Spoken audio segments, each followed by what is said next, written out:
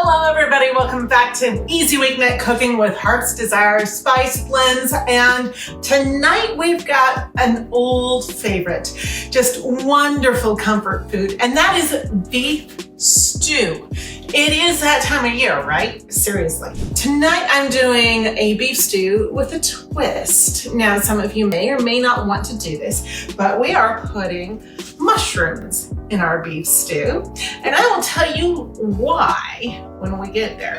So what are we going to need? Of course, we're going to need about a pound of beef, about 4 ounces of mushrooms, 1 large onion, about 2 large carrots, about a half a pound of potatoes cut up. Now this is going to be kind of a rough chop, about 1-inch cubes at most. Or if you're like me and get lazy, use new potatoes, just cut them in half, you're great. We're also going to need about 3 tablespoons of tomato paste, 1.5 teaspoons or half a tablespoon of our Provincial Poultry. Oh, so yummy. And of course, 2 cloves of garlic. Now, also going to be using things like a little bit of fresh cracked pepper to taste and maybe some thickener. It depends on whether or not our tomato paste is going to be doing all the job for us or not. So we're going to start off by, yes, browning our meat. Of course, you want to make sure that your pan is really good and hot in order to get really good browning. And you want to watch the bottom of your pan while this is going on, because we don't want it burning. We do want to get a nice golden brown fond on the bottom, and that's just a ton of flavor. But you don't want the bottom of your pan burning. So keep an eye on things in these stages. We're already developing some good browning marks on our beef, so just go ahead and keep an eye on that, flip it over relatively quickly, and then we're going to be putting it back in our bowl. From there, we're going to take our onions and our garlic and our mushrooms, and we're going to put it in here, saute those real quick, put in our tomato paste, let it brown just a wee bit because it burns so easy. So we're on tomato paste. We're going to be using tomato paste to give that just rich body to our broth. Now, the tomato paste is going to add just a lot of real richness to our broth. It's going to give that tomato base to things without having chunks of tomatoes everywhere. Now, you can do this one of 2 ways. Oftentimes you go, okay, I'm not going to want to use a whole can in order to just get 3 tablespoons of tomato paste for, our 2-person household, our 1-person household. So instead, what you're going to do, you're going to get one of these. This is a tomato paste that comes in a tube, and this is what we're looking at. It's really great stuff and very, very handy. It just hangs out in your fridge for a while. That is definitely an option when you're doing things like this. You want the extra body of tomato paste, but you don't want to break out a can every single time. Now, this is looking really good, and I think it's time. Now, I want all the liquid coming out as well, or else if you don't pull all the liquid out with the beef, then your aromatics aren't going to brown. Now I'm going to throw a little bit of olive oil on the bottom, just a teeny bit. Go ahead and put in your onions. Grab out my garlic press. I love this thing. You can just put your garlic right in there, peel and all, and squeeze. There's 1 very large clove. And I'm gonna quick scrape up any of the loose bits of meat that got stuck to the bottom of the pan. Oh, so yummy. And now on my... So why am I putting mushrooms in beef stew? That's not a normal ingredient, Natalie.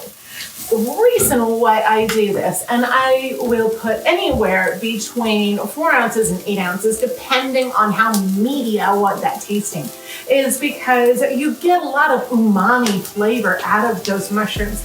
And when you want that extra meaty flavor, that just really hearty flavor coming out of your beef stew, that's a really great way to add some more of that really hearty beefy texture and that hearty beefy flavor is to add mushrooms. Now in vegetarian and vegan cooking, mushrooms are king for a lot of your just real rich kind of meaty flavor. So there's no reason not to add some here when meaty flavor is the backbone of the entire dish. Okay, toss that around a little bit. And we're just browning this a little bit and waiting. So I do have some bits of browning on my onions. We're not quite where I really like it, but look at the bottom of that pan, would you? Oh, yummy. We're going to want to get all of that up, trust me. So at this time, I don't want the fond on the bottom of my pan developing too much more. So it is time to throw in the tomato paste. Now, a note on your tomato paste, be really careful with this. It is so easy for that to turn black. So you're gonna have 1 cup of your beef broth handy. Just as this starts darkening a little bit on the bottom of the pan, you're gonna throw in your beef broth. And it is going to thicken it very quickly. Keep a real weather eye on it. And I have really great color development on the bottom of the pan. As you can see here, this is about as dark as I want this to get. So I want to throw in about a cup of my 4 cups of beef broth. And what we're gonna do here is we're gonna let that soak on the bottom of the pan for just a sec. And then we're going to scrape up everything on the bottom of that pan. The bottom of my pan is starting to turn white. This is a good sign. That beef broth is thickening very quickly because of that tomato paste. That's one reason you put tomato paste rather than tomatoes or tomato sauce in your beef stew. Okay, put a little bit more in there to thin it out. Now I'm going to scrape the sides of my pan and scrape up the rest of the fond up off of the bottom of the pan. Otherwise, it stays on there and it burns. And you do not want a burned stew at all. Now it is time to throw in your beef. I like to do that before I put the rest of my stock in, or else the stock splashes everywhere. Your carrots, and I've got these in pretty large pieces. I really like a hearty stew with big pieces. You know you're biting into something with that beautiful, beautiful broth in there. It's the best of both worlds when it comes to something hearty and something soupy. And there's the rest of my potatoes. Now these are new potatoes. These are a mix between Yukon Gold and red potatoes.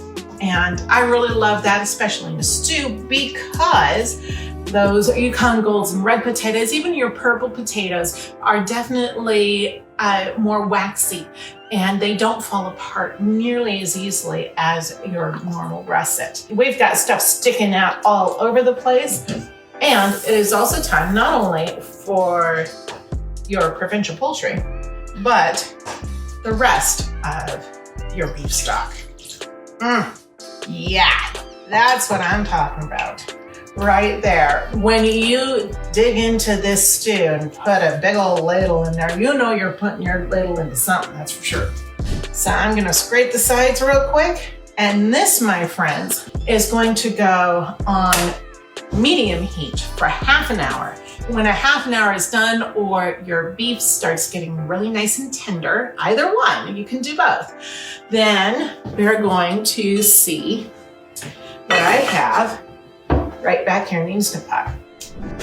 And what we have right here is some beef stew that's been in the Instant Pot. I put that on about half an hour ago for 15 minutes. Okay, my people, isn't that great? Oh my gosh, this is beautiful. That tomato paste does a great job, and so do the potatoes. Wow, that is beautiful. So what we have here is just absolutely delectable. Would you look at that? Oh, man almighty. Let's taste this because I don't think it needs any thickening, honestly. This is gorgeous. Now, if you think yours does, there is a way to do this. You're gonna use anywhere between a tablespoon and 2 tablespoons of flour, or if you're like me and are trying to steer away from flour, you can use something like psyllium husk or even flax meal, ground flax seed. You're going to take a little bit of your broth and pour it in there. I hear some of you going, but no, that'll activate the thickener and it won't do right. Actually, it will activate the thickener, just a little bit. And what's more is it's going to make it so that your thickener is not gonna make lumps everywhere. So throw that in and it does activate your thickener, which means that it's gonna thicken a lot quicker. So if you think that you're going to be needing to take a little bit more time with this, then what you're going to do is you're going to use cold water instead of some of your broth. And you just go ahead and stir that in. Let's ladle some up.